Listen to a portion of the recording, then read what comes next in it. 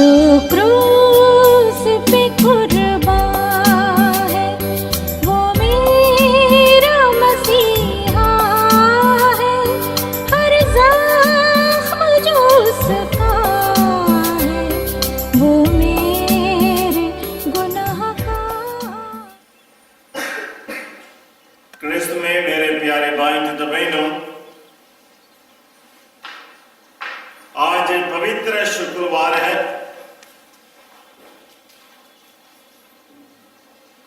जिस दिन हम सारे विश्व में प्रभु यीशु का मृत्यु पर मनन चिंतन करते हैं।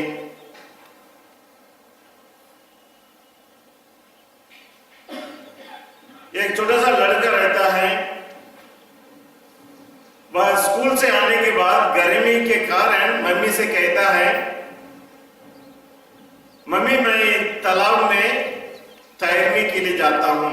उनके घर के पीछे ही एक तालाब था और जब वह तैरने के लिए तालाब में उतरा, आगे बढ़ने लगा, तो मम्मी खिड़की से उस बच्चे की ओर देख रही थी। बच्चा कैसे तैरते हुए आगे बढ़ रहा है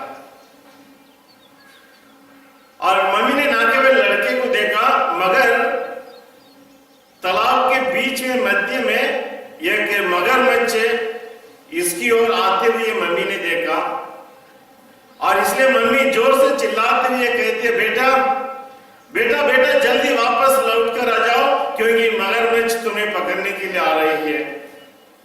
और जब बेटा ने मम्मी की आवाज सुना, लौट कर आने के लिए जो चेतावनी, वह तुरंत दौड़कर पीछे मुड़कर तैर कर वापस आने के लिए चेष्टा करता है। और जब वह वापस आ ही रहा था, मगरमच्छ भी उसके पीछे लग गया और जैसे लड़का किनारा पहुंचा, मम्मी ने उसका एक हाथ को पकड़ लिया तो मगरमच्छ भी उसका बेटे का एक पैर को दबा लेती है। अभी मम्मी और मगरमच्छ के बीच में टग ऑफ वॉर। एक तरफ मम्मी अपने बच्चे की जान बचाने के लिए उसके हाथ पकड़कर खींचती है और दूसरी ओर मगरमच्छ उसे अंदर ले जाने के लिए उसके पैर को दबोच लिया। दोनों एक तरफ खींचते हैं अपने अपने तरफ और ये मां चिल्लाती है, रोती है, तड़पती है और मदद के लिए आवाज उठाती है, बचाओ बचाओ। और उस रास्ते से होकर जाने वाला एक किसान जो घोड़े पर सवार था, इसकी आवाज सुनकर उसे बचाने के लिए उसकी ओर जाता है, तालाब की ओर। और तालाब में वो देखता है मम्मी और बेटी मगरमच्छ के बीच में जो युद्ध हो रहा है और तुरंत ये अपनी बंदूक निकालकर उस मगरमच्छ को मार देता है। और इस प्रकार मम्मी अपने बेटे को बचा लेती है और तुरंत उसे अस्पताल ले जाती है और 1 हफ्ता 2 हफ्ता के इलाज के बाद बेटा स्वस्थ हो जाता है।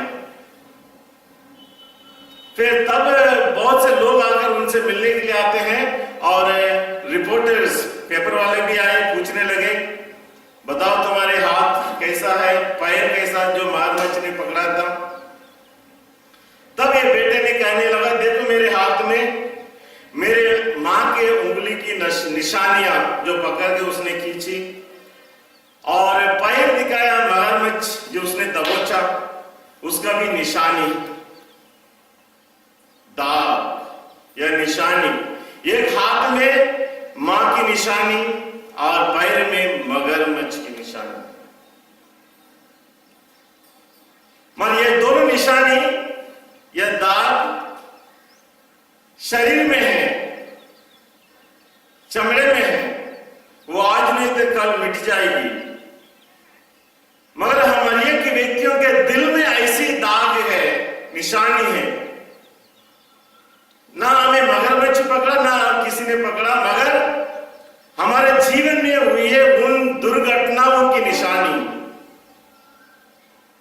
हमारे जीवन में ऐसे बहुत सी घटनाएं हुई हैं, शायद हमारे पड़ोसी से क्यों ना हो, अपने भाई बहन से क्यों ना हो, अपने रिश्तेदारों से क्यों ना हो, जिनका चोट गांव हमारे दिल की गहराई तक पहुंच गया है। और जब कभी हम उस व्यक्ति को देखते हैं या उस परिवार को देखते हैं जिसके साथ हमारे मनमुटाव हुआ, वह पुरानी घटना फिर से भी याद आती है और हमारे गांव दिल की गहराई में जो गांव वह फिर से खिल जाता है। फिर हमारे खून उबलने लगता है, फिर हमारे दिल में मनमुटाव नफरत उत्पन्न होता है। तो इस दिल की गहराई में हुए उस दाग को कौन मिटा सकता है? क्योंकि जब कभी हम उस दाग को याद करते हैं, हमारी बेचैनी बढ़ जाती है, अशांति का जीवन जीते हैं, हम ना सो पाते हैं ना खा पाते हैं, क्योंकि वह घटना इतनी बुरी तरह हमारे दिल को हिला दिया, हमारे दिल में इतने दुख पहुंचाया जिसको हम भूलना नहीं चाहते हैं। क्या इसी प्रकार हम दुख भरे जीवन जीते रहना चाहते हैं, या उन दिल में हुए उन गहरी घावों को हम हमेशा के लिए मिटा देना चाहते हैं? मिटाने के लिए एक ही तरीका है प्यारे भाइयों तो बहनों, कि हम उन सभी घटनाओं को, उन सभी व्यक्तियों को जिन्होंने हमारे साथ धोखाधड़ी किया है, जिन्होंने हमारे साथ नफरत, मनमुटाव, झगड़ा, लड़ाई किया है, उन व्यक्तियों को क्षमा करना है। उन घटनाओं को सबसे पहले स्वीकार करना है, yes it has happened in my life, और मैं उस व्यक्ति या उस परिवार को क्षमा करता हूं। और जब हम क्षमा करेंगे, उन घटनाओं को स्वीकार करते हुए क्षमा करेंगे, वह हमारे दिल की वह चोट का हमसे हमेशा के लिए दूर जा सकता है। और यह क्षमा हमें करने के लिए शक्ति मिलती है, सामर्थ्य मिलता है प्रभु यीशु के पवित्र लहू से। हमारे बीच में जितने भी लोग हैं या किसी भी मनुष्य इस दुनिया में जो आता है, यह ऐसा कभी नहीं हो सकता जो उसके दिल में या उनके जीवन में मनमुटाव, दुख, दर्द, पीड़ा ना हो। और एक व्यक्ति के जीवन में यह होना ही है कि हम किसी न किसी रूप से लोगों द्वारा दुखित हो जाना। अग्नि साइमन, ऐसा कोई व्यक्ति नहीं है आज काम पे गया, काम के साथ किसी से लड़ाई झगड़ा हो गया, हमारा दिल दुखी हो गया है, परिवार में आया, परिवार के लोगों से छोटे मोटे, ऐसा प्रतिदिन हमारे जीवन में यह दूसरों के द्वारा घायल होना, चोदित किया जाना, यह साधारण बात है। अब यदि यह साधारण बात है और व्यक्ति के जीवन में होता है, तो हम जिए कैसे? उन सभी बातों को याद करते हुए नहीं। यदि हम याद करते हुए जिएंगे, हम हमेशा के लिए अशांति के जीवन जिएंगे। और इसलिए हमें उन सभी घटनाओं जो हमारे जीवन में होती है उसे स्वीकार करना है। Yes, this is part of my life, मेरे जीवन का एक अंग है और उस व्यक्ति का और उस घटना को मैं भूलना चाहता हूँ। और जब हम भूल कर जीते हैं, हमारा जीवन आनंद और खुशी से भर जाता है। और जब हम इस प्रकार एक दूसरों को क्षमा करेंगे, जब हम एक दूसरों के साथ नम्रता के साथ जीवन जिएंगे, लोग हमारे ऊपर उंगली उठाएंगे। नम्र व्यक्ति, लोग कहें, दुनिया कहेंगे यह मूर्ख है, यह बेवकूफ है, मगर यीशु के रास्ता नम्रता की रास्ता है। जब प्रभु यीशु ने सबसे पहले प्रवचन देने के लिए शुरुआत किया, यही कहा, तुम अपने दुश्मनों को क्षमा करो, सताने वालों के लिए प्रार्थना करो और उनसे प्यार रखो। और इस जीवन के सार्वजनिक के जीवन के शुरुआत में जो उन्होंने उपदेश दिया, उसे पूरा करते हैं जब क्रूस पर टंगे हुए। हे पिता, इन्हें क्षमा कर, क्योंकि वे नहीं जानते हैं वे क्या कर रहे हैं। तो हम सबों के लिए प्रभु यीशु के समान क्रूस की रास्ता है, क्षमा की रास्ता है। यदि हम दुनिया के लोगों के समान जीवन जीने के लिए प्रयास करेंगे, दुनिया की रास्ता है बदलाव की रास्ता।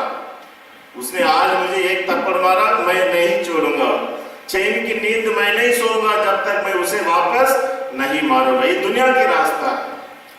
तो आपको और मुझको कौन सी रास्ता अपनाना है? आशीष, कौन सी रास्ता अपनाना है? दुनिया की रास्ता या यीशु की रास्ता? क्रूस की रास्ता या यीशु की रास्ता हमें अपनाकर अपने सभी दुश्मनों को क्षमा करना ही। इसलिए इसके अलावा हमारे लिए दूसरा कोई रास्ता नहीं है। तो आज के दिन हम जब प्रभु यीशु का मृत्यु पर मन चिंतन करते हैं, हम देखते हैं कि प्रभु यीशु, आप लोगों ने भी पिक्चर में देखा होगा दुब्बो, प्रभु यीशु का पैशन, फिल्म में पिक्चर देखी हो, पैशन ऑफ क्राइस्ट, प्रभु यीशु का दुब्बो। संक्षिप्त में मैं बताना चाहता हूं कि प्रभु यीशु कैसा इतना दुख बोहा। प्रभु यीशु को कोड़े मारने से पहले सैनिक लोग प्रभु यीशु के हाथ पैर को बांध देते हैं, उनके कपड़े को उतार देते हैं और 3 फीट ऊंचाई के एक छोटे से खंभे पर पेट के बल प्रभु यीशु को ऐसा सुला देते हैं। और सैनिक लोग 3 जन कैसे यीशु को मारते हैं, लोहे के डंडे से बना हुआ हैंडल, चमड़े की रस्सी और बीड़ से बनी हुई गाल, मच्छी पकड़ने के गाल और चमड़े की रस्सी में वह फंसा हुआ है। और 3 सैनिक लोग यीशु को बदल बदल कर जोर जोर से पूरे ताकत के साथ एक कम 40 बार कोड़े मारते हैं। और बताते हैं एक बार कोड़े मारने से 200 जगह से चमड़े ऐसे निकल कर आते थे। यदि एक बार कोड़े मारने से 200 जगह से चमड़े निकल कर आते हैं, तो एक कम 40 बार जब 3 सैनिक लोगों ने पूरे ताकत के साथ कोड़े लगाने से आप अंदाजा लगा सकते हैं, क्या ऐसा कोई पीठ के पीछे जगह हो जहां से चमड़ा ना निकला हो। पूरे यीशु के पीठ के पीछे जितने भी चमड़े थे पूरे निकल जाते हैं, मांस भी टुकड़े टुकड़े गिरे हुए हैं और चारों तरफ खून की नदियां बहती हैं। और इतना मार खाने के बाद भी प्रभु यीशु के मुख से एक भी शब्द नहीं निकला। क्या वह हमारे समान साधारण मनुष्य नहीं था?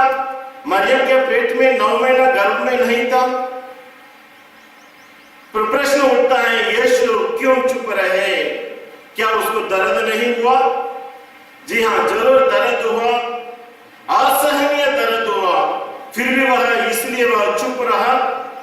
इसलिए चुप रहा, सारी मानव जाति के लोगों ने जो अपने शरीर में कुकर्म किया है, उन सभी कुकर्मों के लिए प्रायश्चित करते हुए प्रभु यीशु अपने शरीर को इस प्रकार छिन्न भिन्न होने दिया, टुकड़े टुकड़े होने दिया, अपने शरीर का खून बहाने लगता है। इसलिए हम संत पौलुस हमें बताते हैं कि प्रभु यीशु क्रिस्त इस प्रकार इतना दुख अपने शरीर में कोड़े क्यों खाते हैं। गलातियों के पत्र अध्याय 5:19 में हम पढ़ेंगे, गलाती 5:19, गलाती 5:19।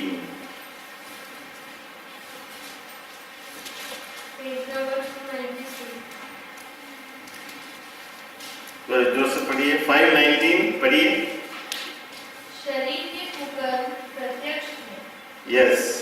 अर्थात व्यभिचार, अशुद्धता, लंपटता, मूर्ति पूजा, जादू टोना, बैर, कूट, ईर्ष्या, क्रोध, स्वार्थपरता, मनमुटाव, दलबंदी, द्वेष, मतवालापन, रंगरलियां और इस प्रकार की और बातें।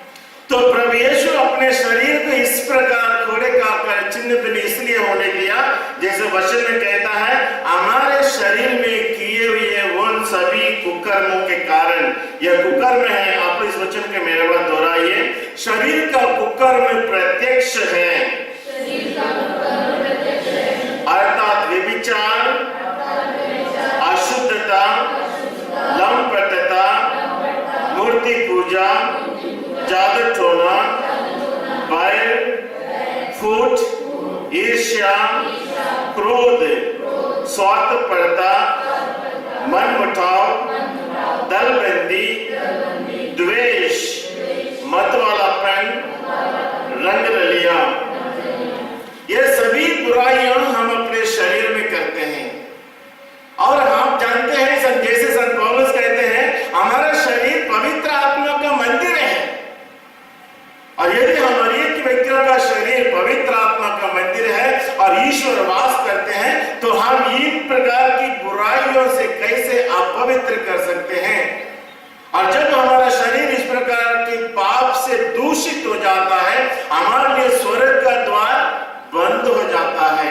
और जब इस प्रकार हम स्वर्ग राज्य में प्रवेश करने के लिए हकदार नहीं थे, प्रभु यीशु इसलिए इस धरती पर आते हैं और कोड़े काटकर हम सबों के लिए सारी मानव जाति के पाप जो हमने सुना है, इन सभी पापों के लिए प्रायश्चित करते हुए प्रभु यीशु इस प्रकार के दुख सहते हैं ताकि हमारे एक व्यक्तियों के लिए स्वर्ग का द्वार खुल जाए, हमारे एक व्यक्ति उस स्वर्ग में प्रवेश पाने के लिए हकदार बन जाए, योग्य बन जाए।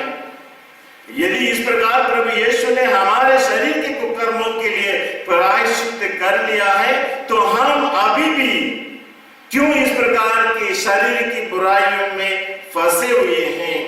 हम क्यों इस प्रकार अपने बुरी आदतों के गुलाम बने हुए हैं?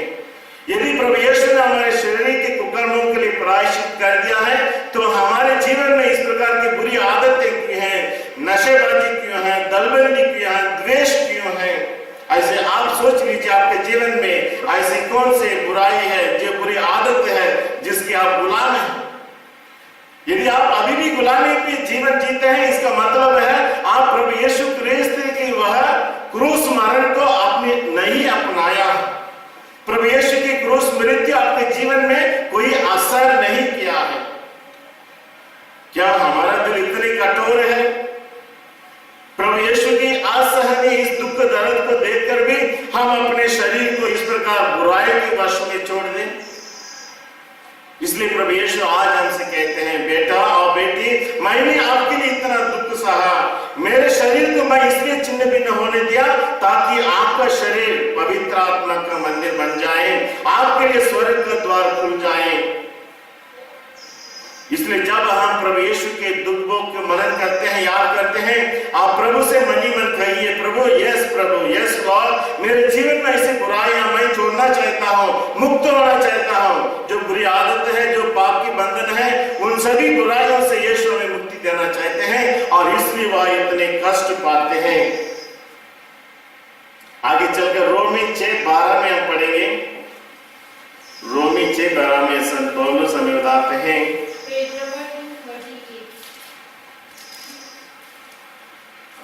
मुक्ता पढ़िए 6:12 मिल गया क्या? मुक्ता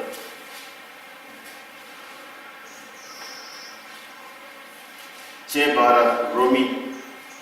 पाप का हिसाब चुकाने के लिए एक बार और अब वह ईश्वर के लिए ही जीते हैं। आप लोग भी अपने को ऐसा ही समझिए, पाप के लिए मरा हुआ और ईसा मसीह ने ईश्वर के लिए जिए। आप लोग इस वचन के मेरे बात दोहराइए, आप लोग अपने मरणशील शरीर में पाप का राज्य स्वीकार नहीं करें और उसकी वासनाओं के अधीन नहीं रहे। आप अपने अंगों को अधर्म के साधन बनने के लिए पाप को अर्पित नहीं करें। आप अपने को मृतकों में से पुनर्जीवित समझकर ईश्वर के प्रति अर्पित करें और अपने अंगों को धार्मिकता के साधन बनने के लिए ईश्वर को समर्पित कर दें। तो प्रभु यीशु हम सबों के लिए मर गया है और इसलिए हमें प्रभु के लिए जीना है। We must live for God। प्रभु के लिए जीना है और हमारे शरीर में जो भी ताकत है, जो शक्ति है, अपने अंगों की शक्ति, अपने अंगों की शक्ति, जितना भी सामर्थ्य शक्ति है, इसे ईश्वर के राज्य के लिए समर्पित करते हुए ईश्वर की सेवा में अपने आप को देना है। और इसलिए जब हम इस प्रकार अपने शरीर को ईश्वर की सेवा में समर्पित करेंगे, और जब हमारी शारीरिक इच्छाएं होती है, उसे हम दमन करने में सफल होंगे। क्यों?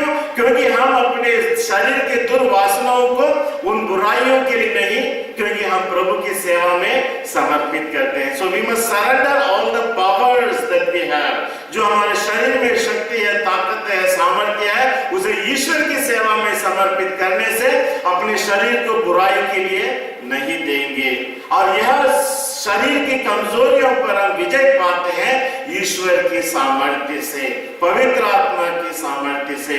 और इसलिए हमें ईश्वर से शक्ति मांगना है, सहायता मांगना है, जिससे हमारा शरीर हमेशा प्रभु की सेवा में समर्पित रहे। रोमी 8:5 में हम पढ़ेंगे, रोमी 8:5 में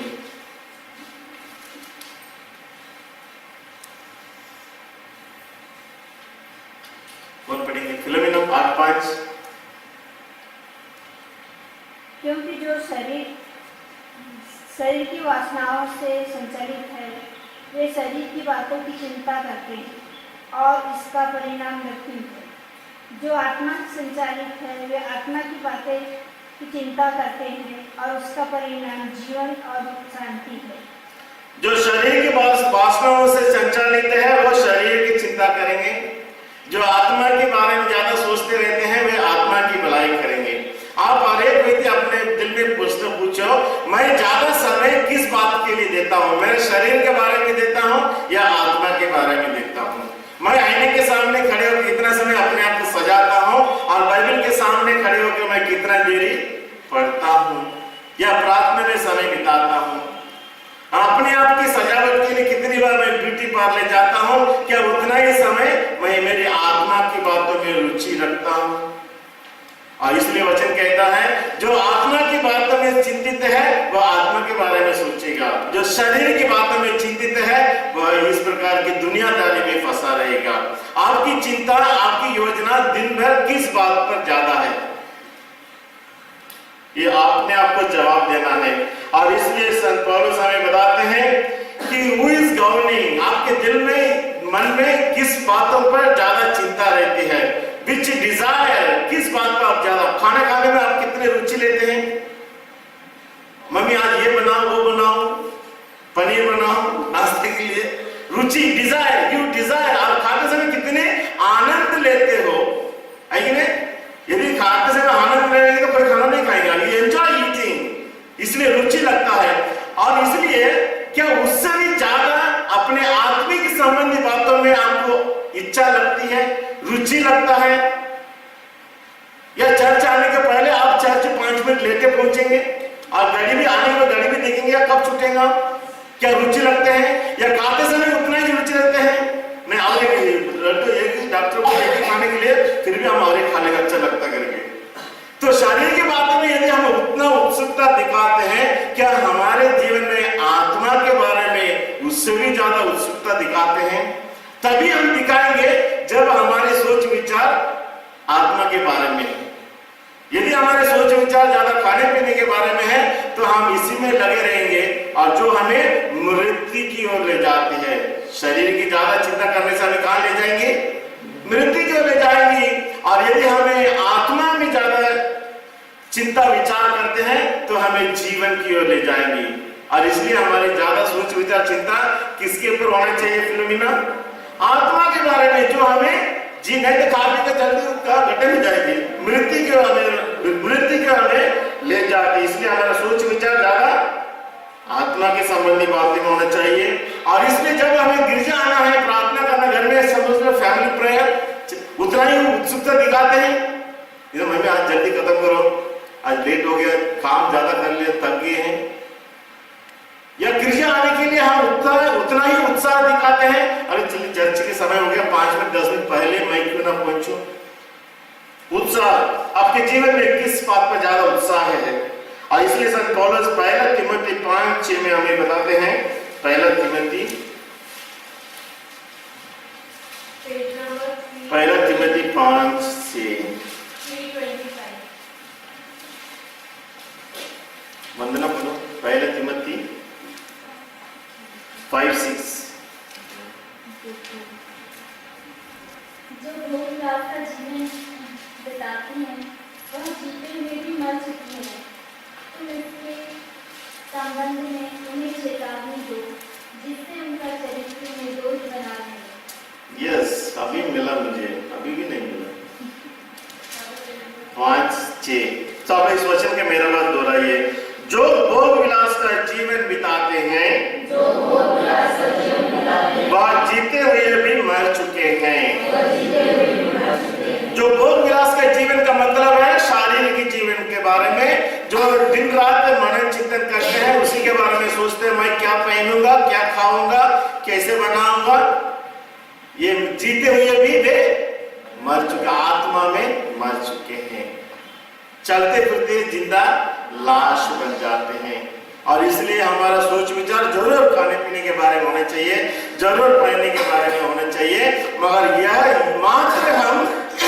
यह मात्र हमारा सोच विचार नहीं होना चाहिए, हमारे जीवन में आत्मा के बारे में भी सोच विचार होना चाहिए। तो इस प्रकार जो हमारे शरीर में कुकर्म है, हमारे शरीर जो बुराई है, इसमें से जीत पाने के लिए संत पौलुस हमें संदेश देते हैं। आज हम प्रभु यीशु का मृत्यु पर मनन चिंतन करते हैं और देखते हैं प्रभु यीशु क्रूस पर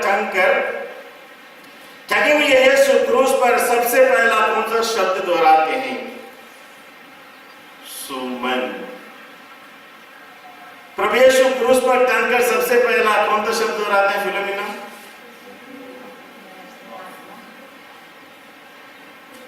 कितना कौन सा शब्द? रेशमा।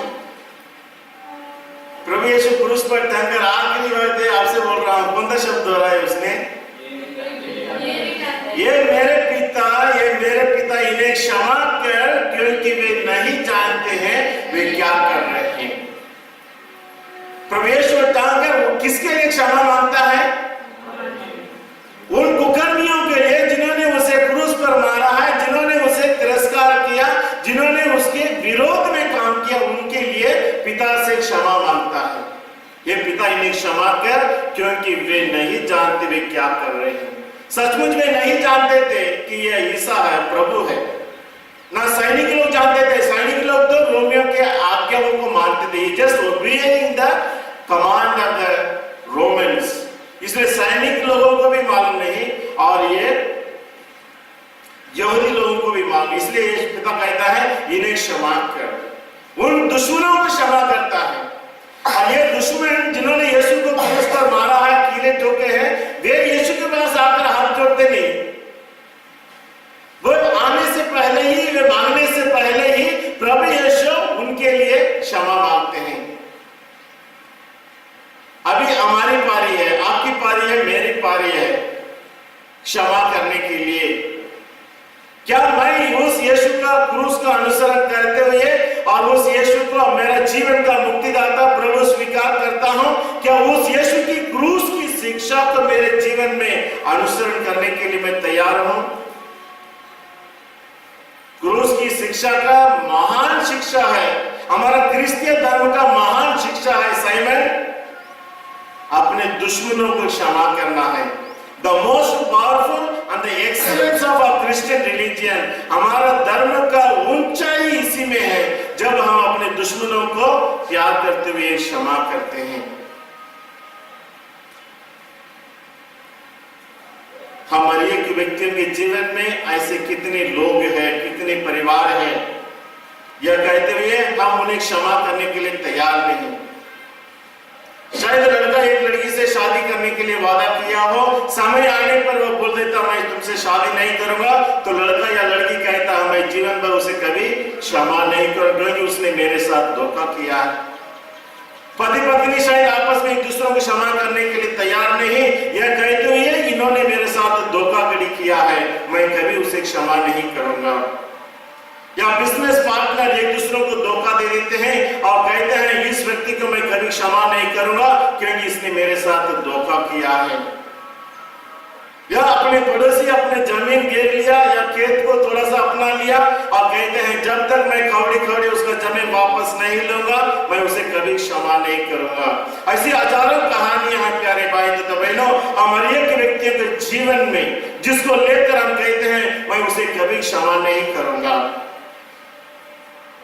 मगर आप चर्च आते हो, अभी कृष्ण प्रभु यीशु क्रूसित यीशु को हम चुंबन देने वाले हैं, अपना ही अभी हम पूरे घूमकर क्रूस की रास्ता किया है। हमारे एक व्यक्तियों के जीवन में क्रूस तो जरूर महत्व रखता है और क्रूस को अपनाते हैं, बड़े गले में लगाते हैं और चुंबन देते हैं, ये मेरे प्रभु तुम कितनी अच्छा है। प्रभु तो जरूर अच्छा है, मगर यह मैं क्रूस की शिक्षा को मेरे जीवन में अनुसरण करते हुए मेरे जीवन में जितने भी लोग हैं जो विश्वासघात किया है, जिन्होंने मेरे जीवन को बर्बाद किया है, जिन्होंने मेरे नाम को बदनाम किया है, जो भी हो, जिसको लेकर आप नफरत में है, मनमुटाव में, क्या आप उन सबों को क्षमा करने के लिए तैयार हैं? तभी हम सच्चा क्रिस्तीय कहलाएंगे, तभी हम उस यीशु क्रिस्त को चुंबन देने से प्रभु की प्यार हमारे दिल में, हमारे जीवन में आएगी, तभी हम प्रभु यीशु के सच्चे अनुयायी कहलाएंगे। फादर जी, मैं सभी लोगों को क्षमा कर लिया, हमारे एक परिवार है या एक व्यक्ति है फादर, इन्होंने मेरे साथ इतना धोखा किया है, मैं कभी उसे क्षमा नहीं कर पाता हूं। जब कभी मैं उसे देखता हूं तो वह घटना मुझे याद आती है, मैं कैसे क्षमा करूं? और इसलिए प्रभु यीशु भी इस प्रकार के असंभवता को अनुभव किया। इसलिए प्रभु यीशु अपने दुश्मनों को यह नहीं कहता है आई फॉरगिव यू, क्या कहा है? ये मेरे पिता, इन्हें क्षमा कर, पिता से मदद मांगते हैं। इसलिए हम में से हर एक व्यक्ति, प्यारे भाई तथा बहनों, हम में से यह संभव नहीं है क्षमा करने के लिए, क्योंकि हम इंसान हैं। इसलिए प्रभु यीशु के समान पिता से मदद मांगना। प्रभु यीशु, जैसे तूने पिता से मदद मांगा, वैसे मुझे आप मदद कीजिए, ताकि मैं उन सभी लोगों को, उन सभी परिवारों को दिल से क्षमा कर सकूं, ताकि मैं उस यीशु आपकी क्रूस को अपना सकूं, और उस मुक्ति का कार्य मेरे जीवन में लाभदायक होना है, तो उस क्रूस की शिक्षा को मेरे जीवन में अनुसरण करना है। क्या मैं सभी लोगों को क्षमा करने के लिए तैयार है? यदि हम क्षमा करेंगे, मगर फादर जी मैं क्षमा तो कर सकता हूं, मगर मैं भूल नहीं सकता। यीशु क्षमा किया और कहता है मैं तुम्हारे पापों को समुद्र की गहराई में फेंक देता हूं, पूर्व पश्चिम से जितने दूर है उतना ही दूर मैं तुम्हारे पापों को फेंक देता हूं। क्या हम इस प्रकार अपने दुश्मनों के उन कुकर्मों को गहराई में फेंकने के लिए तैयार हैं? तभी हम उसे भूल पाएंगे। इसलिए हमें प्रभु से शक्ति, कृपा मांगने की जरूरत है। हमारा क्रिस्तीय जीवन जब से शुरुआत हुआ 2000 साल पहले, आज तक हम ऐसी हजारों लोगों की कहानी, जीवन की सच्चा कहानी हम देखते हैं, सुने हैं, जैसे प्रभु यीशु के समान लोग एक दूसरों को क्षमा करते हुए। जैसे हम देखते हैं फरवरी 2000 में ओडिशा में स्टेन और उसके 2 पुत्रों को जीप में जिंदा जला दिया जाता है। आप लोगों ने सुना होगा। पति और 2 बच्चों को जिंदा जला देते हैं, और दूसरे दिन सवेरे पत्रकार जाकर उसकी औरत से, मां से पूछते हैं, अब तुम क्या कहते हो? क्या हम अपने पूरे पलटन जमा करके वो आदमी को मारना चाहते हैं? मिस्टर स्टेन ने यही जवाब दिया, नहीं, मैं उस क्रूसित प्रभु यीशु का अनुसरण करने वाले व्यक्ति, जैसे मेरे प्रभु ने उन्हें क्रूसित करने वालों को क्षमा किया, वैसा उन सभी लोगों को जिन्होंने मेरा पति और 2 बच्चों को जिंदा जलाया, मैं उन्हें क्षमा करती हूं। क्रिस्तीय धर्म का the most powerful and excellence of a Christian religion, हमारे धर्म का शक्ति और सामर्थ्य इसी में है, जब हम अपने दुश्मनों को दिल से क्षमा करते हैं। आगे चलकर और एक घटना देखते हैं। 1995 में मध्य प्रदेश में सिस्टर सेल्मी, जिसका बहन सिस्टर रानी मरिया बस में यात्रा कर रहे थे, समुद्र सिंह नामक एक व्यक्ति ने सबों को देखते देखते उसे हत्या कर डाल देता है, मार देता है। और यह सिस्टर सेल्मी, उसकी बहन जो एक धर्म बहन है जिसका नाम सिस्टर सेल्मी है, 1 या 2 साल के बाद वह बंदीगृह में, जेल में जाती है, और वो समुद्र सिंह के हाथ को पकड़कर और चुम्बन देती है और कहती है, ये मेरा बहन का खून किया हुआ बहाया हुआ हाथ है, करके उसे चुम्बन देकर राखी बांधती है। राखी बांधकर सारी दुनिया के सामने यह उदाहरण देती है, ये मेरा भाई है। क्या ऐसा प्यार, ऐसा क्षमा हम दुनिया में देख सकते हैं? जिस आदमी ने अपनी बहन का हत्या किया, उसे मार डाला है, उसी के हाथ पकड़कर। क्यों? क्योंकि वह उस यीशु की अनुसरण करने वाली है। और जहां पे उसने उसे क्षमा किया, उसे उस हत्यारे को बहन भाई समझ के स्वीकार किया। वो सिस्टर कैंसर बीमारी से पीड़ित थी, कुछ ही दिनों के अंदर वो मरने वाली थी। इतनी बड़ी बीमारी से वह मुक्त हो जाती है। मतलब जहां क्षमा है वहां जीवन है, जहां क्षमा है वहां शांति है। और जब इस धर्म बहनें उसे अपना कर क्षमा कर लेती है, वह कैंसर की बीमारी से मुक्त हो जाती है। जी हाँ प्यारे भाई तो बहनों, जब हम अशांति का जीवन जीते हैं, बेचैनी का जीवन जीते हैं, इसका अर्थ है हमारे दिल में किसी के प्रति नफरत है, मनमुटाव है।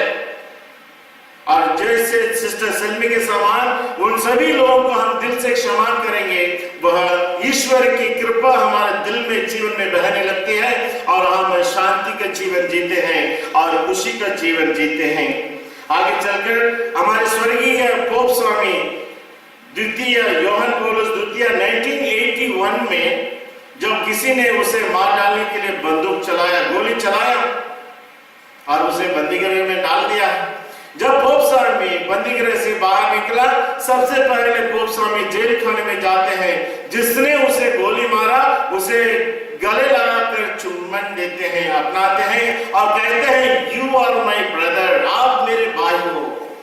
और जब पोप स्वामी के मुंह से यह शब्द को सुना, यू आर माई ब्रदर, आप मेरे भाई है, उस आदमी के आंखों में पश्चाताप के आंसू बहने लगता है। वह इंसान एक नया व्यक्ति बन जाता है, उसमें जीवन जीने के लिए एक उत्साह बन जाती है। आइंदा मैं हत्यारा नहीं हूं, मेरा पोप स्वामी का मैं एक छोटा भाई बन गया हूं। That is the beauty of forgiveness. पवित्रता और सुंदरता इसी में है प्यारे भाई तथा बहनों।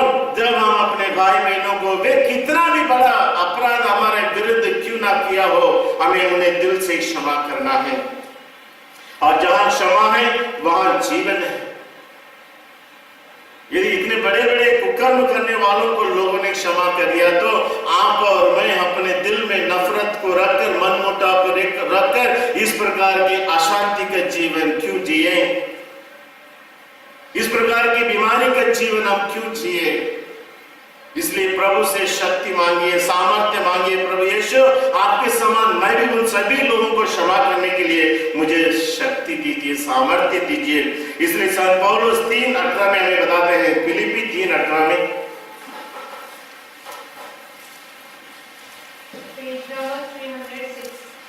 फिलिप्पी 3:18 में तेरेसा बहन, दो तेरेसा बहन, दोनों में से एक बार जिसको मिले वो पढ़ सकते हैं। 3:18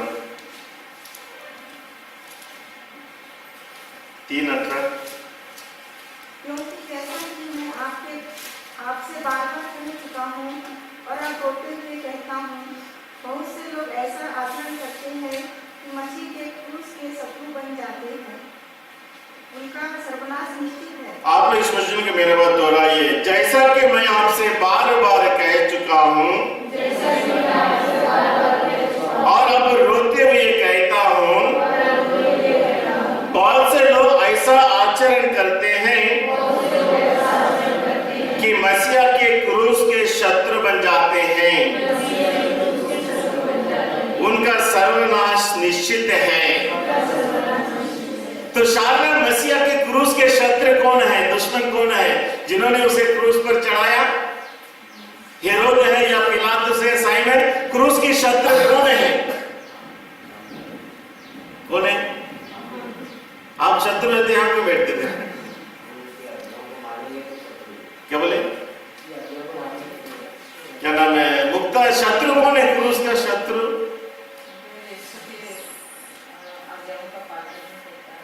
ओके, शत्रु कौन है? लूकास, क्रूस का शत्रु कौन है? जो क्रूस को जलाते हैं, गिरजाघरों को जलाते हैं, है कि नहीं तेरेसा बहन? क्रूस के शत्रु वे है। क्रूस के शत्रु लोग वे हैं, क्योंकि जिन्होंने यीशु को क्रूस पर चढ़ाया वे शत्रु नहीं है, क्योंकि यीशु स्वयं सर्टिफिकेट दे दिया, ये नहीं जानते हैं वे क्या कर रहे हैं। जब यीशु बोलता सच बोलता नहीं, ये शत्रु नहीं है, क्योंकि वे नहीं जानते थे कि वे क्या कर रहे हैं। मगर आप और मैं जानते हैं, हमारी 4 पीढ़ी ईसाई है, कहते कि नहीं हम बहुत पुराने ईसाई लोग फादर, वेरी गुड। यदि हम 4 पीढ़ी ईसाई है तो क्या हमारे जीवन में उस क्रूस की शिक्षा का अनुसरण करते हैं? जैसे मुक्ता ने कहा जब उनकी आज्ञाओं को मानते नहीं हम उसके शत्रु हैं। मगर प्रभु यीशु क्रिस्त की क्रूस की शिक्षा, जैसे मैंने तुम्हें प्यार किया वैसा तुम भी एक दूसरे को क्षमा करते हुए उस व्यक्ति को प्यार करने के लिए तैयार है। यदि इस क्रूस की शिक्षा हमारे जीवन में महत्व नहीं रखता है, मतलब हमारे दिल में अभी भी किसी के प्रति नफरत है, मनमुटाव है, आप कहते हैं मैं फादर उसको कभी क्षमा नहीं करूंगा, आप क्रूस के दुश्मन हैं। और वचन कहता है क्रूस के दुश्मनों के लिए स्वर्ग का द्वार हमेशा के लिए बंद है, तुम्हारा सर्वनाश निश्चित है। तो इसलिए क्रूस के दुश्मन वे लोग नहीं है, क्रूस को मंदिर को जलाने वाले या बाइबल को जलाने वाले नहीं, आप और मैं जब ईसाई अपने आप को कहते हैं और उस क्रूसित यीशु का शिक्षा को अपने जीवन में पालन नहीं करते हैं तो हम उस क्रूस के शत्रु हैं। हमेशा ऐसा कोई शत्रु बैठा है इधर शारदा, हमेशा हमारे दिल में ऐसे किसी के प्रति नफरत है, मनमुटाव है, फादर ये बहुत बेकार आदमी है, इसके साथ मैं कभी बात नहीं करूंगी, फादर ये परिवार सबसे बेकार है, उसके घर में मैं कभी नहीं जाऊंगी। यदि ऐसा कहते हैं तो आप क्रूस के शत्रु हैं और शत्रु के लिए गिरजा में कोई जगह नहीं है। क्या आप दिल से क्षमा करना है, सभी लोगों को क्षमा करना है, नहीं तो हम शत्रु बनकर ही रह जाएंगे। हालांकि हम चर्च आएंगे, हम परम प्रसाद ग्रहण करेंगे, मगर यदि हमारे दिल में मनमुटाव है, नफरत है, वी आर द एनिमीज। और एनिमी लोगों के लिए स्वर्ग का द्वार हमेशा बंद है। जुदास को जानते हो, फिलोमिना? जुदास इस्कारियत कौन है वो? 12 प्रेरितों में से एक। वो अचानक आज सोचा कल प्रभु यीशु को पकड़ा गया, चुम्बन दिया, पकड़वाया नहीं। जब से प्रभु यीशु के साथ था तब से वह चोर था, डाकू था और किसी भी प्रकार से प्रभु के दुश्मन बनकर ही जीता रहा आखिरी दम तक। इसलिए किसी को पता नहीं चला। इसका मतलब है जुदास वाज ए पक्का एक्टर, डोंगी रचता था, इज ए गुड एक्टर। किसी को पता नहीं आखिरी समय तक, प्रेरितों को पता भी नहीं चला, हालांकि यीशु को मालूम था, मगर ये नाटक किया मैं प्रभु यीशु के साथ आपके समान मैं भी प्रेरित हूं, मगर वह यीशु को पकड़वाने के लिए चोर डाकू बनकर शुरू से लेकर अंतिम तक यार आखिरी समय आया बाबा जाकर फांसी लगाता। वैसा हमारे बीच में हम यीशु के समान, सभी लोगों के समान चर्च आएंगे, परम प्रसाद ग्रहण करेंगे, मिस्सा सुनेंगे, वचन सुनेंगे, सब कुछ करेंगे। क्या हमारा अंत भी युदास के समान अंत हो जाएगी? तभी हो जाएगी जरूर जब हमारे दिल में नफरत है, मनमुटाव है, किसी के प्रति हमारे दिल में अक्षमा है, देयर इज अनफॉरगिवनेस, हम भी जुदास के समान एक दिन स्वर्ग राज्य के लिए योग्य नहीं बनेंगे। और इसलिए आज मन बना लीजिए, यदि आप उस क्रूसित प्रभु यीशु को चुंबन करने आते हैं और जिस क्रूस से टंगकर प्रभु यीशु ने यह शिक्षा दिया कि पिता इन्हें क्षमा कर क्योंकि वे नहीं जानते हैं, वैसा वही शब्दों को दोहराते हुए उन सभी भाई बहनों को, उन सभी परिवारजनों को आज एक क्षमा करने के बाद ही हमारे एक व्यक्तियों को उस प्रभु यीशु को चुंबन करना है। नहीं तो हम जुदास के समान चुम्मा देकर अपने आप को, अपने जीवन को बर्बाद कर डालेंगे। इसलिए आप मत कहिए प्रभु इस व्यक्ति ने, इस परिवार ने मेरे जीवन में, मेरे बच्चों के लिए, मेरे जीवन में ऐसा खराब काम किया, बदनाम किया, जितना भी किया हो, आपको तो किसी ने क्रूस पर तो नहीं ठोका, जरूर आपको दुख दिया होगा, अपमान किया होगा, आपके संपत्ति को लूटा होगा, मगर यीशु कहता है क्षमा करो। इसलिए मन बना लीजिए, हम अपने उन सभी लोगों को क्षमा करना है, नहीं तो हम क्रूस की दुश्मनी बने रह जाएंगे। इसलिए पेट्रुस हमें आगे चलकर बताते हैं, पहला पेट्रुस 1:18 में,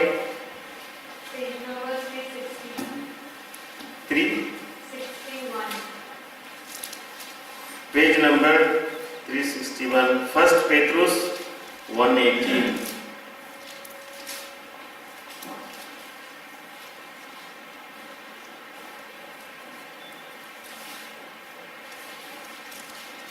किसको मिल गया? तेरेसा बहन कौन पढ़े?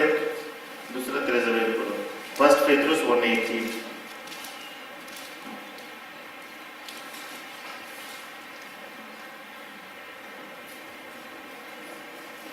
18.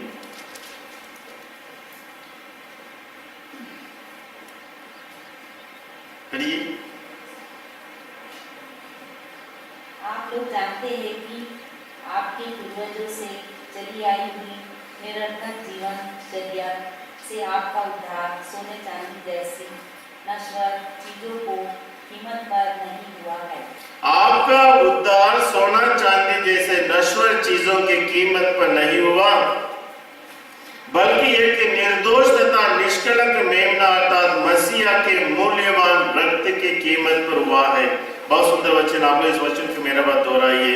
आपका उद्धार सोना चांदी जैसे नश्वर चीजों की कीमत पर नहीं हुआ, बल्कि एक निर्दोष तथा निष्कलंक मेमने मसीहा के मूल्यवान रक्त की कीमत पर हुआ है। सोना चांदी तो सबों के लिए प्यारे हैं, है कि नहीं फिलोमिना? कुछ रखे हो? ये सबके पास थोड़ा थोड़ा रहता है, किसी के पास ज्यादा रहता है। सिस्टर मेरे के पास सोना चांदी है? कुछ नहीं है, सिर्फ चांदी है, लोहा चाहिए। तो सोना चांदी तो महत्व रखता ही है, उसके लिए कुछ कीमत होती है, मगर सोना चांदी की कीमत से हमारा उद्धार नहीं हुआ, मगर मूल्यवान प्रभु यीशु के रक्त की कीमत पर हुआ है। मगर जो कीमत सोना चांदी के लिए है, उसे क्या काम में ला सकते हैं? कोई बंदी है तो उसको छुटकारा दे सकते हैं, है कि नहीं? किसी को रिहा करने के लिए साइमन, किसी को 10,000 करोड़ किसने मांगा था, नहीं किसी को रिहा करने के लिए वो दे नहीं पाया, वो अभी तक अंदर ही है। तो जहां तक किसी को छुड़ाने के लिए सोना चांदी बेचकर उसको छुड़ाते हैं, और जो व्यक्ति छुड़ाया गया उसके दिल में उसके प्रति श्रद्धा रहेगी, जिसने उसे छुड़ाया उसको प्यार करेगा, तूने मेरा जान बचाया। यदि उस व्यक्ति के दिल में इतना प्यार है जिसने उसको छुड़ाया, तो what about you and me, जिसको प्रभु यीशु ने अनंत मृत्यु से हमें बचाया। प्रभु यीशु अपना रक्त बहाकर, अपना जान देकर, तो सोना चांदी से भी बढ़कर क्या हमारा प्यार और श्रद्धा उस प्रभु यीशु के प्रति नहीं होना चाहिए, जिसने हमें अनंत मृत्यु से हमें बचाकर स्वर्ग का द्वार हमारे लिए खोल दिया। यदि साधारण नश्वर चीज सोना चांदी से किसी को छुड़ाने से वह जीवन में उसके प्रति अपना विश्वसनीयता बताता है, ईमानदार रहता है उसके प्रति, मगर आप और मैं और सारे लोग जो प्रभु में विश्वास करते हैं, उनके लिए प्रभु यीशु अपना अनमोल रक्त बहाकर हम सबों को छुड़ाया, और इसलिए हम सबों को उतना ही प्यार और उतना ही ईमानदारी अपने प्रभु यीशु के प्रति हमें दिखाना। इसलिए पेतरुस हमें बताते हैं, हमारा उद्धार सोना चांदी जैसे नश्वर चीजों की कीमत पर नहीं, मगर मूल्यवान रक्त के प्रभु यीशु के रक्त की कीमत पर हुआ है। इसलिए संत पौलुस हमें उसके पहले हम देखते हैं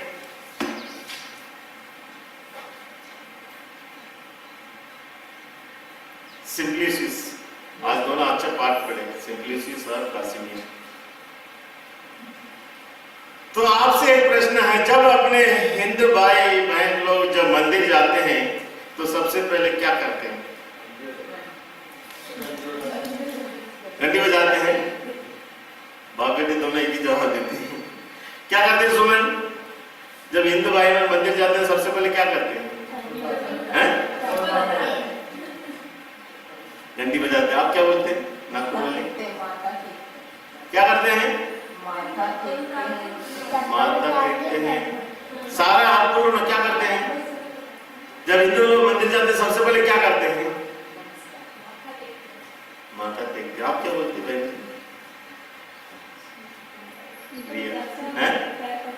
पैर पड़ते हैं, मुंडी जगाते हैं। फिलोमिना बोलो ना। चप्पल उतारते हैं। किसने आवाज दिया? सबसे पहले मंदिर जाने क्या घंटी नहीं बजाते, घंटी बजा के चप्पल उतारते हैं क्या आशीष? सबसे पहले चप्पल उतारते हैं, उसके बाद माथे टेकते हैं। फाइन, पर चप्पल उतारना पहले। अपने मुसलमान भाई लोग जब नमाज के लिए जाते हैं वो भी माथा टेकते हैं, उसके पहले क्या करते हैं? चप्पल उतार के रुमाल बांधते हैं। और क्या करते हैं? उसके पहले हाथ में धोते हैं, वहां पानी रहता है ना, हाथ में धोते हैं, पोंछते हैं, रुमाल बांधते हैं, फिर नमाज के लिए जाते हैं।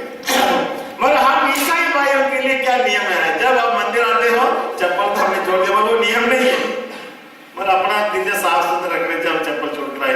मगर प्रभु यीशु से हम सबों के लिए क्या आदेश है? जब तुम मंदिर में आते हो तो प्रभु यीशु हमसे क्या कहता है?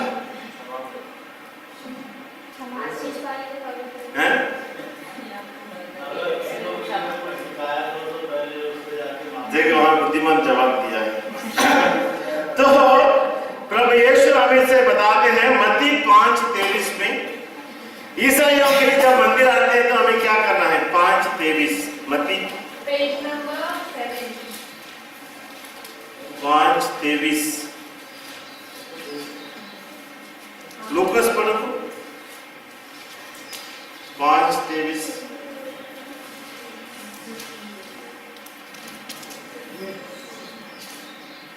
5:23 मत्ती मिल गया लूकस? हाँ, जब तुम वेदी पर अपने भेंट चढ़ा रहे हो तुम्हें वहां याद आए मेरे भाई को मुझसे कोई शिकायत है, अपनी भेंट वही वेदी के सामने छोड़कर पहले अपने भाई से मेल करने जाओ और तब आकर अपनी भेंट चढ़ाओ। तो हम ईसाई भाइयों के लिए, बहनों के लिए प्रभु से यही आदेश है, जब तुम मंदिर आते हो, चर्च आते हो, बलिदान चढ़ाने के लिए, प्रार्थना करने के लिए, वहां तुम्हें वेदी के सामने याद आया कि मेरा भाई को मुझसे कोई शिकायत है, मेरे भाई को मुझसे कोई शिकायत है, 2 दिन से मेरा भाई मेरे से बात नहीं कर रहा है। तो यीशु क्या बोलता है? तुम वेदी के सामने तुम्हारी भेंट वहीं, प्रार्थना वहीं छोड़ो और सबसे तुम मेल मिलाप करो, भाई से पूछो भाई क्या हो गया आजकल, तुम बातें क्यों नहीं करते हो? हम क्या बोलेंगे? यदि उसको समस्या तो आगे मेरे से पूछेंगे मैं क्यों जाऊं? है प्रभु यीशु कहता है यदि तुम्हारा भाई तो तुमसे कोई शिकायत है, मतलब आपका घर में वो मिलने के लिए नहीं आता, बातें नहीं करता, वो पहले के समय व्यवहार नहीं करता है, जब उसको जरूरत पड़ता है तो मैं क्यों जाऊं? पर यीशु बोलता नहीं, वो आने से यदि तुम्हारे भाई या बहन को कोई शिकायत है, तुम जाओ, ढूंढ कर जाओ उसे, पता लगाओ भाई आपको मेरे से क्या शिकायत है, तब आकर तुम बलिदान चढ़ाओ, मैं तुम्हारी प्रार्थना सुनूंगा। इसलिए यदि हमारे दिल में, हमारे जीवन में ऐसा कोई व्यक्ति है जिसके साथ हमारा संबंध अच्छा नहीं है, यीशु कहता है मैं तुम्हारी प्रार्थना नहीं सुनूंगा, आप कितने भी अच्छा बलिदान भेंट क्यों ना हो, मैं स्वीकार नहीं करूंगा। मैं बलिदान से बढ़कर, प्रार्थना से बढ़कर मैं तुमसे दया चाहता हूं, जैसे मैंने तुम पर दया किया 50 बार 100 बार, और जितनी बार आप पाप स्वीकार करने के लिए आते हैं हम अपने आप को क्षमा पाते हैं, और जब दूसरों की बारी आती है क्षमा करने के लिए आप पीछे हटते हो, मैं उस व्यक्ति को, उस परिवार को कभी क्षमा नहीं करूंगा। यीशु कहता है मैं तुम्हारी भेंट, तुम्हारी प्रार्थना कभी नहीं सुनूंगा। इसलिए शायद हम जितनी बार चर्च आते हैं और समय बिताते हैं, 1 घंटा 2 घंटा वापस जाते हैं और हमारे जीवन में कोई परिवर्तन, नयापन लगता ही नहीं। 10 साल पहले जितना आज भी उतना ही है, उतना ही प्रभु के प्रति प्यार है, उतना ही प्रभु के प्रति ज्ञान है और उतना ही प्रभु के प्रति श्रद्धा। इसका मतलब है आपके जीवन में, आत्मिक जीवन में उन्नति नहीं दिखता। इसका मतलब है हमारा दिल साफ नहीं, अपने भाई बहनों को हमारे से कोई शिकायत है, इसलिए हमें ढूंढ कर जाना है, ना कि वह हमारे पास आएगा जब मैं उसको क्षमा करूं। मैं बड़ा हूं, मैं क्यों जाऊं? छोटे वालों को आना चाहिए। यीशु ऐसे बोला क्या? यीशु कौन छोटा है? सबों का बाप है, वो सारी दुनिया का रचना है और वो आकर हमसे क्षमा मांगता है, क्षमा देता है, ये पिता इन्हें क्षमा कर। तो हम में से कोई व्यक्ति कैसे कह सकते हैं मैं उससे बड़ा हूं इसलिए उससे मेरे पास आना चाहिए? यहाँ छोटे बड़े के सवाल नहीं है, हम यीशु के अनुयायी के सवाल है। यदि मैं सच्चा क्रिस्तीय जीवन जीना चाहता हूं, अपने आत्मिक जीवन में उन्नति करना चाहता हूं, प्रभु को और प्यार करना चाहता हूं और उस क्रूसित यीशु का अनुसरण करना चाहता हूं, आप कितना भी बड़ा क्यों ना हो, उस आदमी को, उस परिवार को आपको ढूंढ कर जाना है और उसे क्षमा करना है। पूछो और यदि आप पूछने के बाद भी आपसे वह संबंध रखता नहीं तो आप निर्दोष है, यू आर क्लीन। आपने तरफ से आपने कोशिश किया है, मगर जब तक आप कोशिश नहीं करेंगे, जाकर मिलेंगे नहीं, बातें नहीं करेंगे, हम दुश्मन बनकर जीते हैं, प्रभु यीशु की क्रूस की दुश्मन है। फिर हमारी भेंट कैसे स्वीकार होगी, तब हमारी प्रार्थना कैसे स्वीकार होगी। फिर आप कहते हो फादर मैं कितना प्रार्थना करता हूँ, कितने बाइबल पढ़ता हूँ, मगर मेरे जीवन में वह समस्या हटती नहीं, वह समस्या हटती नहीं, मैं वही समस्या में गिरे रहता हूँ। कारण यहाँ छिपा हुआ है। क्या मेरे दिल में ऐसी सबों के लिए जगह है? बच्चे के दिल में कैसे एक भी इतना भी कोई नफरत नहीं है, वैसा हमारी एक व्यक्तियों का दिल बच्चों के दिल जैसा पवित्र होना चाहिए, निष्कलंक होना चाहिए। और तभी होगा जब हम यीशु के समान सभी लोगों को क्षमा करेंगे। इसलिए मन बना लीजिए प्यारे भाई तो बहनों, हमें सबों को क्षमा करना है। फिलिप्पी 3:13 में पढ़ेंगे, फिलिप्पी 3:13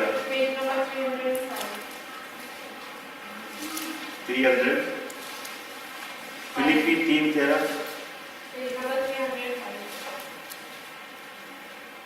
रोजलिन आप पढ़ सकते हैं, चश्मा नहीं मिला, पेज नंबर 305 3:13 में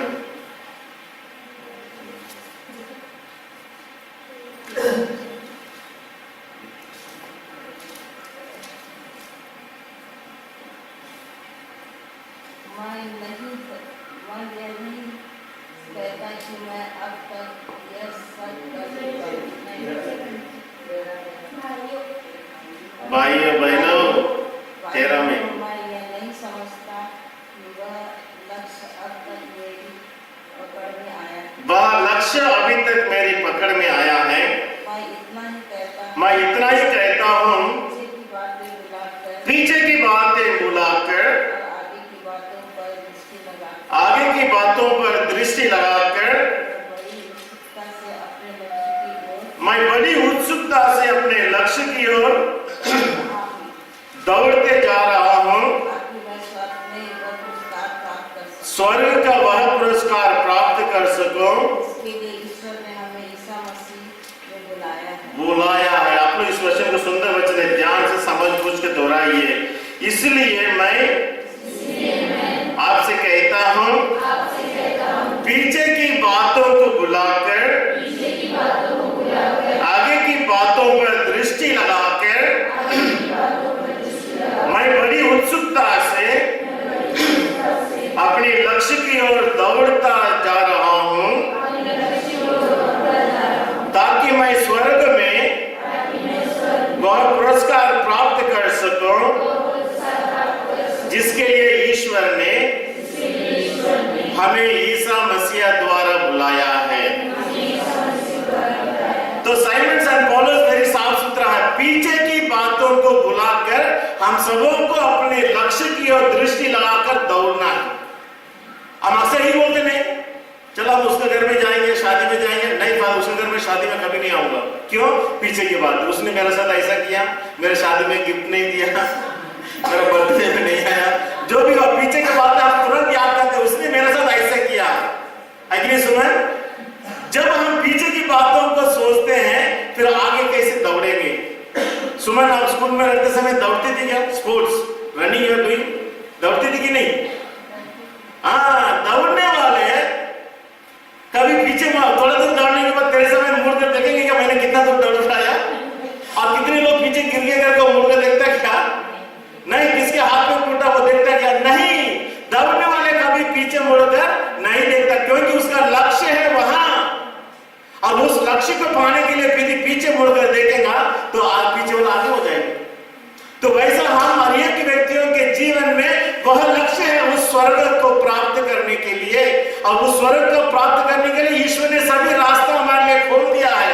अभी हम दौड़ रहे हैं, हमारे जीवन की यात्रा उस स्वर्ग की प्राप्ति के लिए है।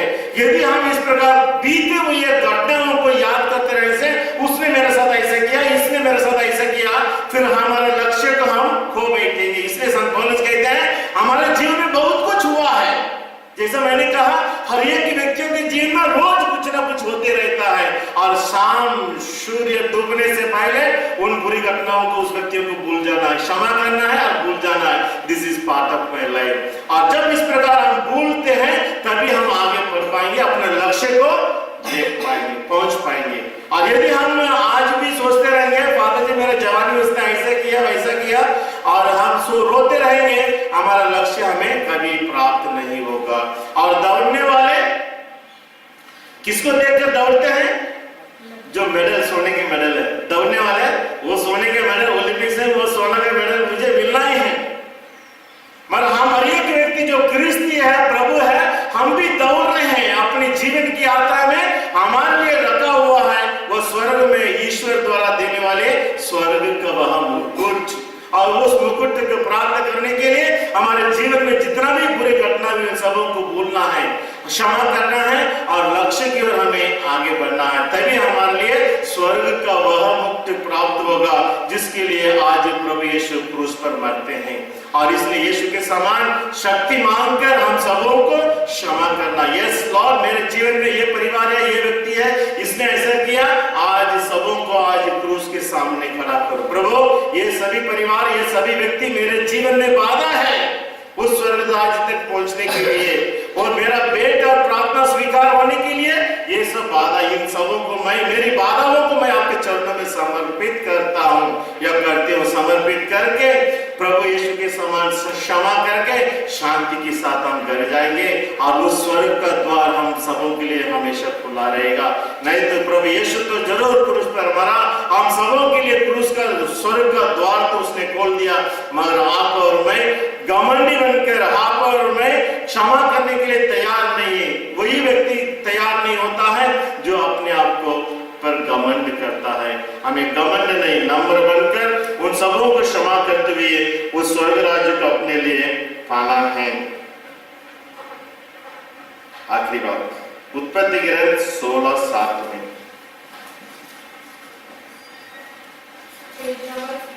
16:7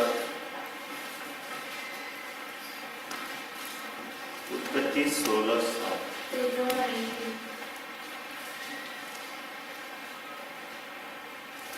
सुनीता पढ़िए नहीं, उत्पत्ति पेज नंबर 90। प्रभु के दूत ने 16:7 प्रभु के दूत ने सागर को किसको किसको 16:7 मैं अभी ढूंढ रहा हूं। ओके, प्रभु के दूत ने किसको?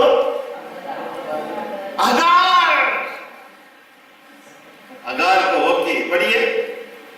उजाड़ प्रदेश में सूर्य रास्ते पर किसी झरने के पास पाया।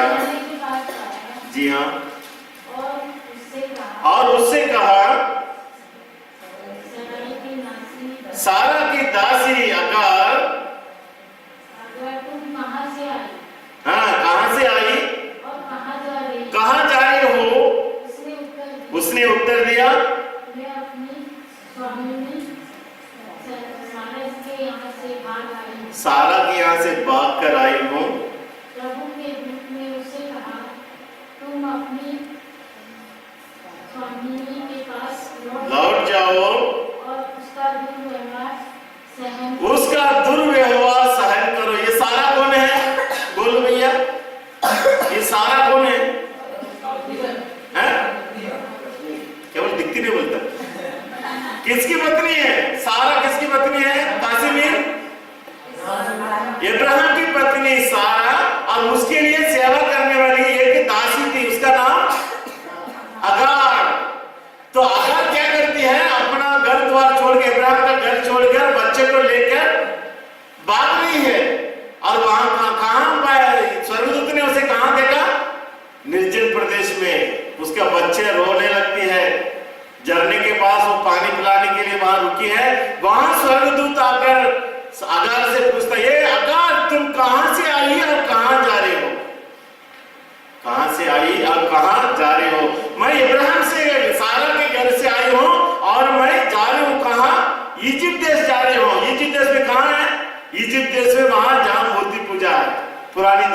में। तो स्वर्गदूत जानता है अच्छी तरह, यदि अगर वापस भागेगी इजिप्ट देश में, फिर से वही पाप के जीवन में, मूर्ति पूजा के जीवन में फंस जाएगी, इसलिए उसे छुड़ाना चाहता है।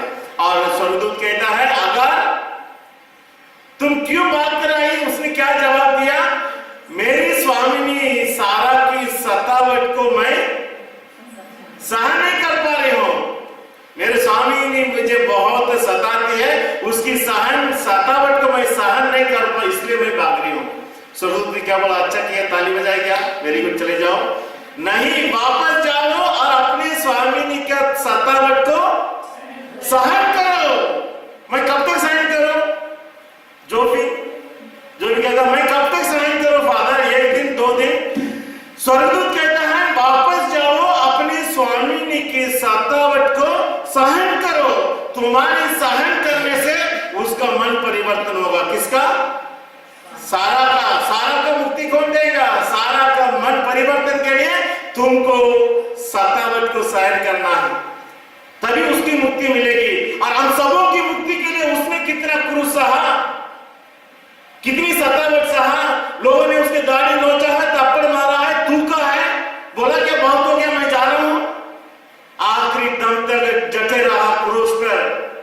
क्यों? जब वह सहन करता है, सारी दुनिया की मुक्ति मिली। और आप अभी कहते हो मैं सहन नहीं कर सकती, मेरा सासू मां ठीक नहीं है, मेरा सतावट मैं जाना चाहती हूं। पर ये बहुत सहज कितना चाहिए, दूसरों को बाइबल मदद करते हैं। अब काम की जगह पे, जहां ऑफिस में काम करते हैं, मेरा बॉस ठीक नहीं है, मुझे सतावट सहन नहीं होता, मैं ट्रांसफर चाहता हूं। सिस्टर कहती है मेरा सुपीरियर ठीक नहीं है, मैं ट्रांसफर चाहता हूं। फादर बिशप से कहता है मेरा पल्लीवासी ठीक नहीं है, मुझे ट्रांसफर चाहिए। नहीं, जाओ वापस और सतावट को सहन करो, ताकि मैंने यदि क्रूस पर मरकर इतनी सतावट को सहन करके तुम सबों को मुक्ति दिया, आप अपने जीवन में सतावट को सहन कर कितने लोगों को मुक्ति दे सकते हैं? क्या आप प्रभु यीशु के मुक्ति कार्य में सहभागी नहीं होंगे? क्या आप चाहते हैं प्रभु यीशु को फिर से इस दुनिया में आए और क्रूस पर मरे? क्या आप चाहते हो? और इसलिए हम सबों को अभी प्रभु यीशु के नाम से, हम सभी जन सतावट से मुक्ति किए हुए लोग हैं। प्रभु यीशु ने हम सबों को सतावट सहन कर मुक्ति दिया है। अभी हमारे जीवन में मैं कितने लोगों को मुक्ति दे सकता हूं? और मुक्ति यूं ही हम खरीद नहीं सकते हैं। जब इस प्रकार की सतावट को हम सहन करते हैं, उसके जीवन में परिवर्तन है। प्रभु यीशु ने कितनी सतावट को सहन किया, आज हजारों करोड़ों की संख्या में यीशु के अनुयायी नहीं बने। क्या लोगों के मन परिवर्तन नहीं हुआ? क्यों हुआ? यदि वह क्रूस पर से उत्तर आया होता, आज इतने अनुयायी होते नहीं। आप कहते हो मेरा प्रभु मेरे लिए कितना किया है, आप कितने अच्छे प्रभु। और प्रभु भी आप चाहता है आप भी मेरे समान अच्छा बनो और मेरे समान सतावट को सहन करो। और जब आपके जीवन में, परिवार में सतावट आ जाती है, मेरा पति ठीक नहीं है, मेरा बच्चा ठीक नहीं है, हम अलग होना चाहते हैं, ये किस प्रकार की क्रिस्तीय जीवन है? इसलिए स्वर्गदूत आकाश से कहता है जाओ वापस अपने स्वामिनी की घर और सतावट को सहन करो। प्रभु यीशु की सतावट कितना दिन रहा? क्या वह तीसरे दिन जी नहीं उठा? सतावट के लिए समय है। हमारे के व्यक्तियों के जीवन में भी सतावट होगी, पर जीवन के अंत तक नहीं, मगर आज नहीं तो कल हमें मुक्ति मिलेगी। और इसलिए प्रभु यीशु का दुख भोग, सतावट हम सबों के लिए जीवन का अंत नहीं, पर पुनरुत्थान जीवन का नयापन है। पुनरुत्थान होकर फिर से जी उठकर यीशु में आश्वासन देते हैं। आपके परिवार में, व्यक्तिगत जीवन में कितना भी सतावट, समस्या, दुख, कठिनाई क्यों ना हो, जब आप उसे सहन करते हैं, यह ईश्वर की दृष्टि में पुण्य का कर्म है। और आप प्रभु यीशु के मुक्ति कार्य में अपने आप को सहभागी बनाते हैं। नहीं तो आप चाहते हैं प्रभु यीशु तुम हमें पर आओ, उस पर मरो। क्या आपका दिल प्रभु यीशु के दुख को, मृत्यु को देखकर बहलाएगा? और इसलिए हमारे जीवन में, परिवार में होने वाले उन सभी सतावटों को सहन करना है। कितना दिन? जब तक हमें ईश्वर तकलीफ सहने के लिए ताकत देता है, उतना ही हमें सहन करना है। इसलिए प्यारे भाई तो बहनों, हम जहां कहीं भी रहते हैं, जिनके लोगों के साथ भी रहते हैं, हमें उस स्थिति को अपनाकर जीवन जीने के लिए हमें कोशिश करना है। यह नहीं कि यह सतावट अच्छा नहीं है, ये लोग ठीक नहीं है, मैं दूसरी जगह जाना चाहता हूं, यह क्रिश्चियन जीवन जीने का ढंग नहीं है। इसलिए यीशु हमें आज स्वर्गदूत कहता है, वापस जाओ, अपने स्वामिनी की सतावट को सहन करो। जब हम सहन करेंगे, उस व्यक्ति का, उस परिवार का परिवर्तन होगा, नयापन। उस आत्मा को बचाने के लिए ईश्वर ने आपको सौंपा है और इसलिए उसे स्वीकार करना है, सतावट को सहन करना है और इस प्रकार हम प्रभु यीशु के मुक्ति कार्य में सहभागी होते हैं। क्या सही में आप प्रभु यीशु के मुक्ति कार्य में सहभागी होना चाहते हैं, या प्रभु यीशु को और एक बार इस धरती पर बुलाते हैं, आकर मरो? प्रभु यीशु को आप चाहते हैं और एक बार आकर मरना चाहिए? नहीं। इसलिए आपको सतावट को सहन करना है, दुख को सहन करना है, परिवार में जो समस्या है उसे स्वीकार करना है। जब हमारे परिवार के दुख संकटों को हम स्वीकार नहीं करेंगे, हमारे लिए कृपा का अवसर को हम खो बैठते हैं। We lose the opportunity that we get to get grace। ईश्वर की कृपा पाने के लिए दूसरा कोई रास्ता नहीं, पैसा देने से नहीं। ईश्वर की कृपा पाने के लिए अपमान, अत्याचार को हमें स्वीकार करना है, सहन करना है। आखिरी बात, बड़ी बहुत सुंदर वचन है, इसको बोलना नहीं चाहता। इसलिए पहला पेट्रुस 2:20-21 में, पहला पेट्रुस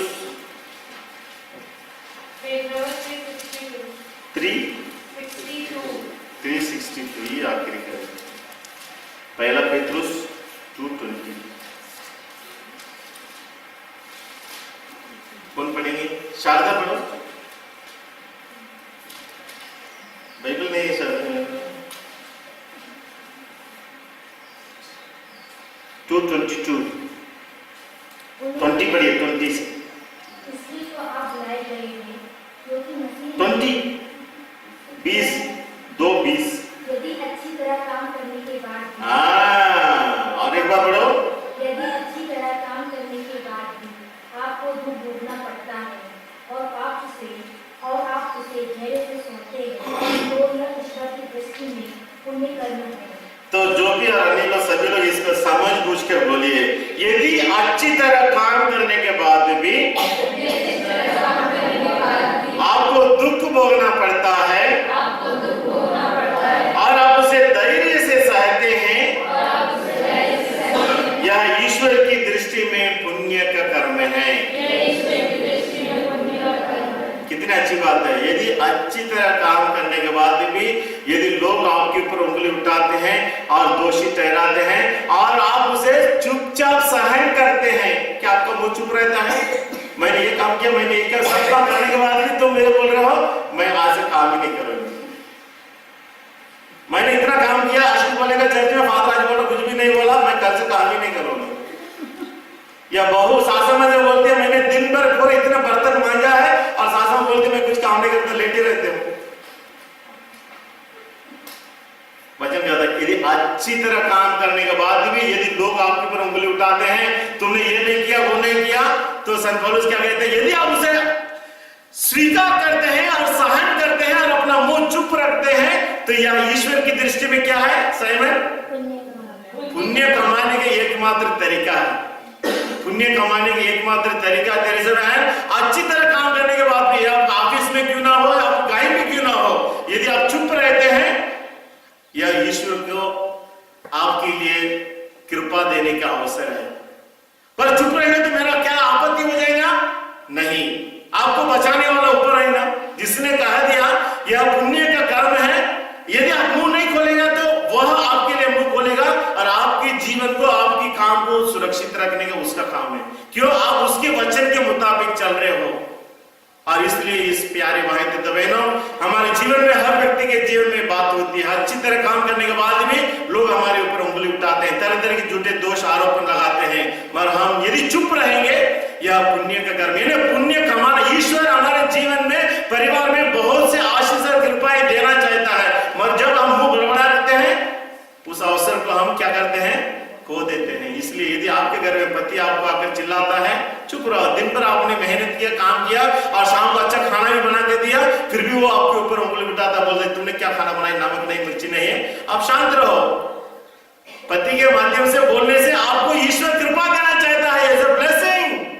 पर जब आप मुंह खोल देते हैं, तुमने वैसे तुम ही खाली से खाना बनाओ, मैं खाना नहीं बनाऊंगी, तुम खाओ मरो, मैं नहीं बनाऊंगी, ऐसे बोल दिया, क्या हो गया? आपने अच्छे अवसर को खो दिया, कृपा पाने के अवसर को खो दिया है। इसलिए आपके घर में, आपके जीवन में ईश्वर ऐसी बातों में आपके जीवन में आना चाहते हैं। क्या आप लोग अपना अच्छा काम करने के बाद भी सहन करने के लिए, शांत रहने के लिए वंदना तैयार है? ये मम्मी से ज्यादा बड़बड़ करती है आप। तो आज ये पवित्र शुक्रवार में प्रभु यीशु अच्छी तरह काम किया, सारी दुनिया को मुक्ति दिया और उसको क्रूस चढ़ा दिया। तुम दोषी, वो सामना किया। तो वैसा हर एक हम अच्छा करने के बाद भी लोग हमारे ऊपर उठाते हैं, मैं यीशु के अनुयायी हूं, उससे भी शांत रहे। 70 साल की एक बूढ़ी माता कचहरी में खड़ी है और बहुत से ऑफिसर्स और जज, सुनीता सुन रही है? और उस ऑफिसरों में से एक जन जॉन डी ब्रोक, एक आदमी जिसका नाम है, उस बूढ़ी माता के सामने स्वीकार करता है कि मैंने इस माता जी का पति और बच्चे को हत्या की। ये कैसे हुआ? जब ये माता जी 70 साल की रहती है, उसका पति और एक बच्चा, पहले बच्चे को ये आदमी आकर दिन दहाड़े गोली से उड़ा देता है और उसे ले जाकर लकड़ी सजा वो लकड़ी के ऊपर डालकर मिट्टी की तेल डाल उसको जलाते हैं और वो पार्टी करता है अपने साथियों के साथ।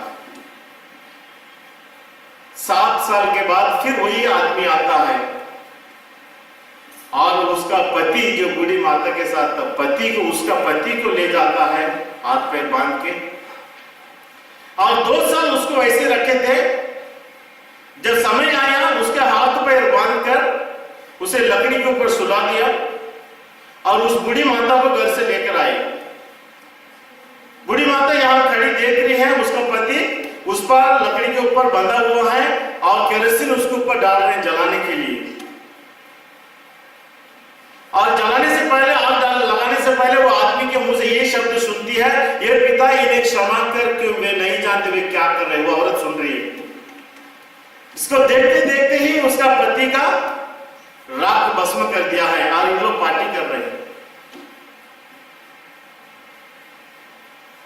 ऐसी स्थिति में ये बूढ़ी माता और वही लोग जो ने उन्हें मारा, सब कचहरी में हाजिर हो गए हैं और सबके सामने, जज के सामने, ये आदमी जिसने मारा उसे स्वीकार करता है, मैंने इसके पति और इसके बच्चे को दोनों को हत्या की।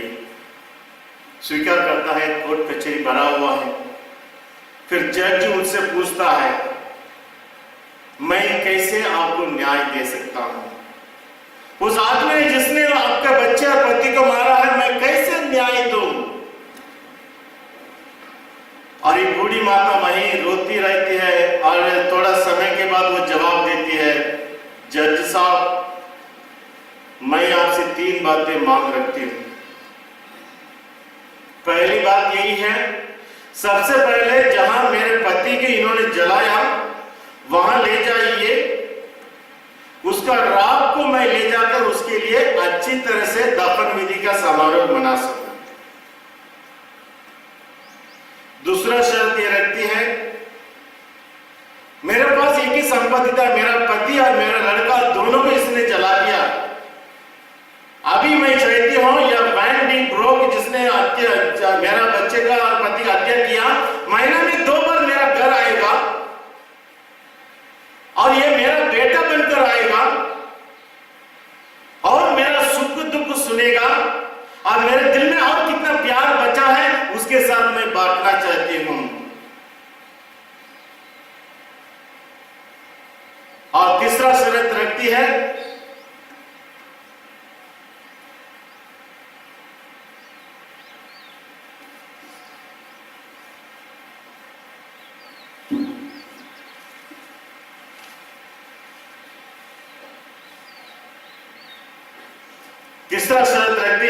मैं इसे, I want to give him complete forgiveness, पूरी तरह से मैं उसे क्षमा करना चाहती हूँ और इसलिए मुझे उस आदमी के पास ले जाइए। She was very old. मुझे उस आदमी के पास ले जाइए और उसे उसके पास ले जाते जिसने उसका पति बच्चों का हत्या किया, उसे गले लगाकर कहती है I forgive you completely। जैसे मेरे प्रभु ने हमको प्यार किया, क्षमा किया और जैसे मेरे पति ने मरने से पहले शब्दों को दोहराया, उसी प्रकार मैं भी आपको क्षमा करना चाहती हूँ करके गले लगा के उसे चुम्बन देती है। Forgives। So that is the Christian forgiveness मेरे प्यारे भाई तो बहनों, हमारी की व्यक्तियों के अनुयायी के जीवन में होना है। ऐसी कौन सी माता है, ऐसी कौन सी पत्नी है जो अपने पति और बच्चों को जलाने वाले को बेटा बनाकर अपने घर में 2 बार बुलाती है अपना सुख दुख बांटने के लिए। जी हाँ, ऐसी हजारों कहानी, जीवित कहानी प्यारे भाई तो बहनों, यीशु के अनुसरण करने वाले। इसलिए आप और मैं उस क्रूसित प्रभु यीशु का अनुसरण करने के लिए आज उसके सामने वादा करते हैं, चुम्बन देते हुए, प्रभु आप मेरा मुक्तिदाता है। स्वीकार करने से मात्र पर्याप्त नहीं, मगर उस क्रूसित प्रभु यीशु की शिक्षा को अपने जीवन में पालन करते हुए हमारा क्रिश्चियन धर्म का निचोड़ है प्यारे भाई तथा बहनों, the power and the excellence of Christian religion to forgive everyone. इसलिए हम उस यीशु से शक्ति पाकर, बल पाकर अपने जीवन के सभी लोगों को क्षमा करने के लिए शक्ति और कृपा मांगे। यही हमारा गुड फ्राइडे संदेश है। आइए हम प्रार्थना करें। हे प्रेमी पिता, तूने संसार को इतना प्यार किया, अपने एकलौते बेटे प्रभु यीशु क्रिस्त को इस दुनिया में भेजा ताकि वह क्रूस पर मरकर सारी मानव जाति के लिए स्वर्ग का द्वार खोल दे। प्रभु यीशु क्रूस पर मरकर हम सबों को यही शिक्षा दिया, हे मेरे पिता इन्हें क्षमा कर, क्योंकि वे नहीं जानते वे क्या कर रहे हैं। जी हाँ प्रेमी पिता, प्रभु यीशु क्रिस्त के नाम से हमारी एक व्यक्ति आपसे शक्ति और कृपा मांगते हैं। हमारे एक व्यक्तियों के जीवन में ऐसे कितने परिवार है, कितने लोग हैं हम क्षमा नहीं कर पाते हैं, मगर हम क्रूस के दुश्मन बनकर जीना नहीं चाहते हैं। आज से हमारे एक व्यक्ति क्रूस के मित्र बनकर जीना चाहते हैं। इसलिए प्रभु यीशु क्रिस्त के समान ये प्रेमी पिता हमारे एक व्यक्तियों के दिल में ऐसी भक्ति प्यार डाल दे ताकि हम भी सबों को प्रभु यीशु के समान क्षमा करते हुए निस्वार्थ जीवन, पवित्र जीवन जीकर वो स्वर्ग राज्य को प्राप्त करने के लिए योग्य बन जाए।